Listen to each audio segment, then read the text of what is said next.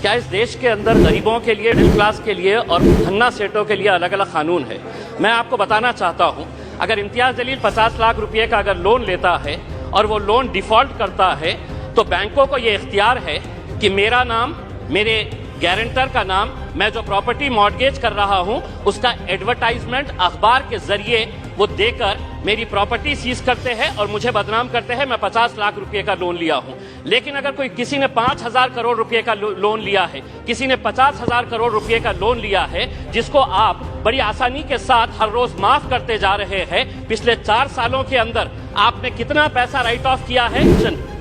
RBI ये आपको कह रहा है कि हम आपको डिटेल नहीं दे सकते हैं कि कौन बड़े धन्ना सेठों ने पैसा लिया है, ये देश को आप नहीं बताएंगे।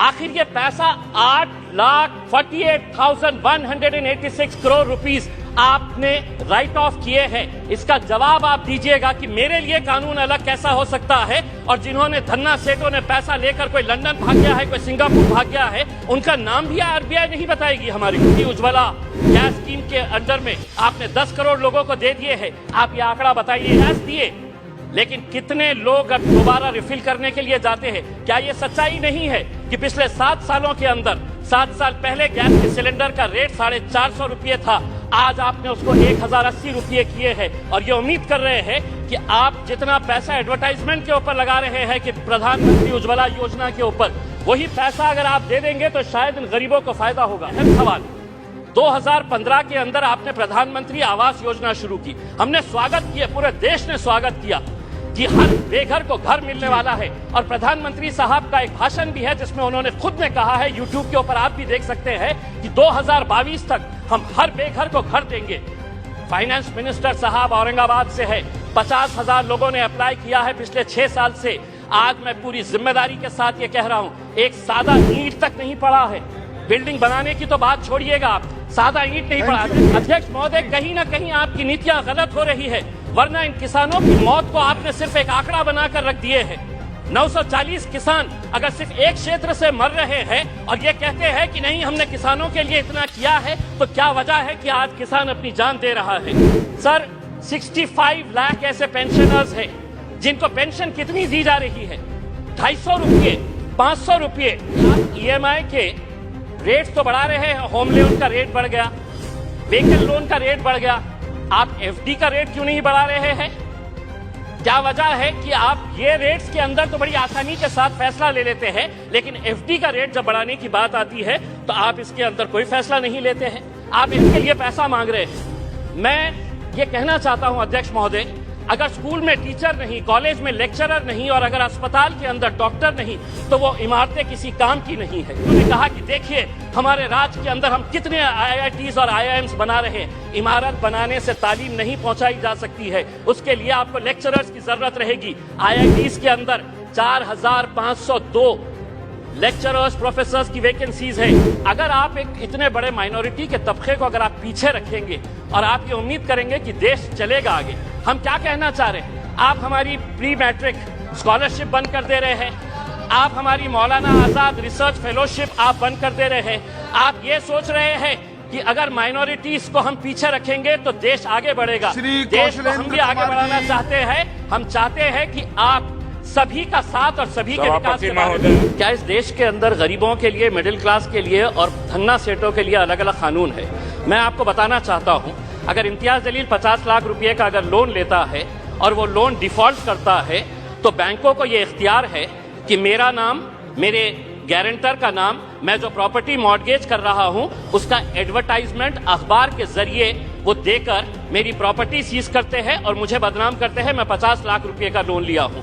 लेकिन अगर कोई किसी ने 5,000 करोड़ रुपए का लोन लिया है, किसी ने 50,000 करोड़ रुपए का लोन लिया है, जिसको आप बड़ी आसानी के साथ हर रोज माफ करते जा रहे हैं, पिछले 4 सालों के अंदर आपने कितना पैसा राइट ऑफ किया है? और ये मैं नहीं बता रहा हूं अध्यक्ष महोदय, ये जवाब कल फाइनेंस मिनिस्टर ने क्वेश्चन आवर के अंदर बताया है।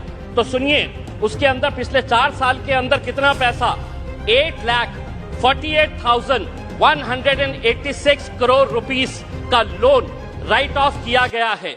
और जब हम इनसे पूछ रहे हैं कि किसका पैसा ये आपने राइट ऑफ किए हैं, तो जवाब सुनिएगा अध्यक्ष महोदय, आपको भी हैरानी होगी जो जवाब फाइनेंस मिनिस्टर मैडम ने दिए हैं, उसमें लिखा है RBI has informed that under the provisions of section 45E of the Reserve Bank of India Act 1934, RBI is prohibited from disclosing borrower-wise credit information.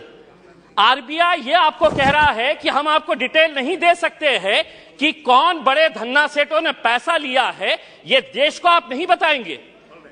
आखिर ये पैसा 8,48,186 करोड़ रुपीस आपने राइट ऑफ किए हैं। इसका जवाब आप दीजिएगा कि मेरे लिए कानून अलग कैसा हो सकता है, और जिन्होंने धन्ना सेठों ने पैसा लेकर कोई लंदन भाग गया है, कोई सिंगापुर भाग गया है, उनका नाम भी आरबीआई नहीं बताएगी हमारे को। दूसरा ये है कि मैं अभी सुन रहा था जगदम्बिका पाल साहब को। पाल साहब सुनिए, आप किसानों के बारे में कह रहे थे।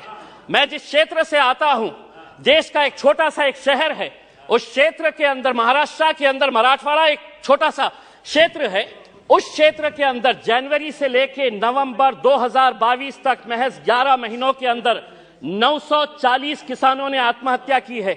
मैं देश की बात नहीं कर रहा हूं, मैं सिर्फ मराठवाड़ा एक जो देश का एक छोटा सा हिस्सा है, कहीं ना कहीं आपकी कुछ नीतियां गलत हो रही है।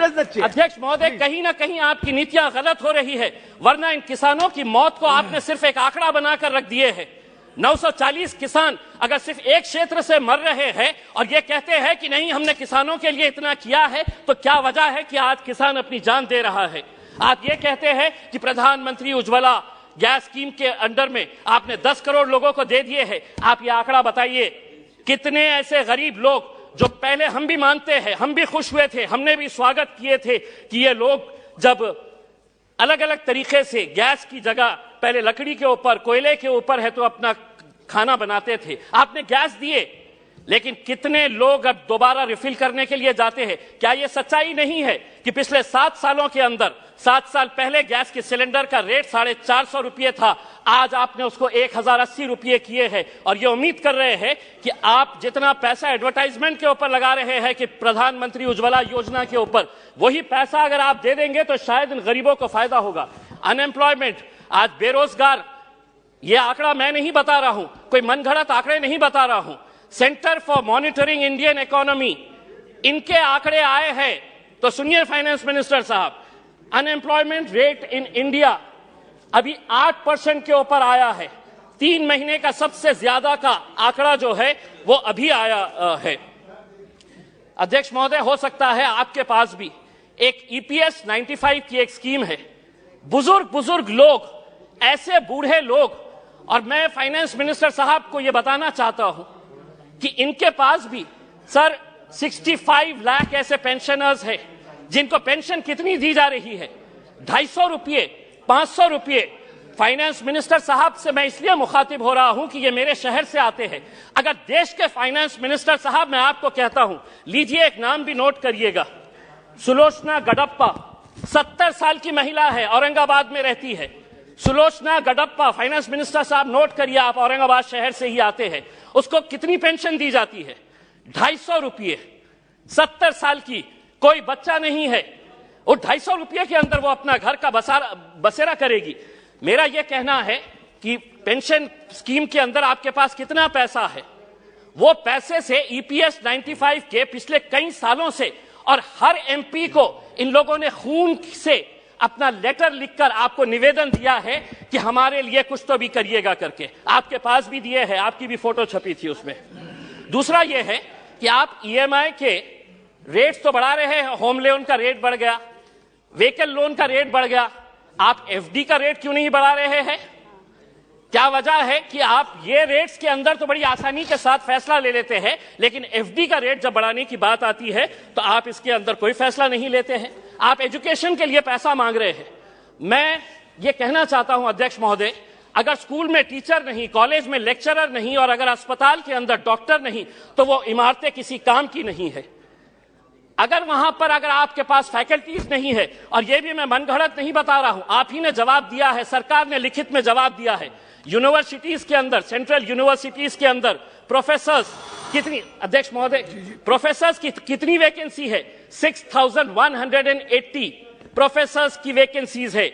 IITs और IIMs बहुत सारे बीजेपी के हमारे सदस्यों ने कहा कि देखिए हमारे राज्य के अंदर हम कितने आईआईटीज और आईआईएम्स बना रहे हैं। इमारत बनाने से तालीम नहीं पहुंचाई जा सकती है, उसके लिए आपको लेक्चरर्स की जरूरत रहेगी। आईआईटीज के अंदर 4502 लेक्चरर्स प्रोफेसर्स की वैकेंसीज है, आईआईएम्स के अंदर 493 वैकेंसीज है। दूसरा ये है एक बहुत अहम सवाल, 2015 के अंदर आपने प्रधानमंत्री आवास योजना शुरू की, हमने स्वागत किया, पूरे देश ने स्वागत किया कि हर बेघर को घर मिलने वाला है। और प्रधानमंत्री साहब का एक भाषण भी है जिसमें उन्होंने खुद ने कहा है, यूट्यूब के ऊपर आप भी देख सकते हैं, कि 2022 तक हम हर बेघर को घर देंगे। फाइनेंस मिनिस्टर साहब औरंगाबाद से है, 50,000 लोगों ने अप्लाई किया है पिछले 6 साल से।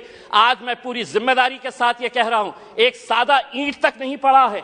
बिल्डिंग बनाने की तो बात छोड़िएगा आप, सादा ईंट नहीं पड़ा। अध्यक्ष महोदय सिर्फ एक मिनट, एक सादी ईंट तक नहीं पड़ी है। दूसरा ये है अध्यक्ष महोदय, जाते जाते इस मुल्क को, हमने कल के दिन फाइनेंस मिनिस्टर मैडम कह रहे थे कि फास्टेस्ट ग्रोइंग इकोनॉमी है।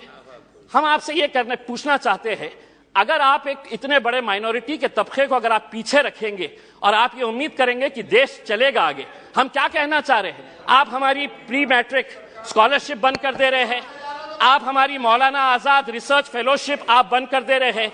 आप ये सोच रहे हैं कि अगर माइनॉरिटीज को हम पीछे रखेंगे तो देश आगे बढ़ेगा। देश को हम भी आगे बढ़ाना चाहते हैं। हम चाहते हैं कि आप सभी का साथ और सभी के विकास के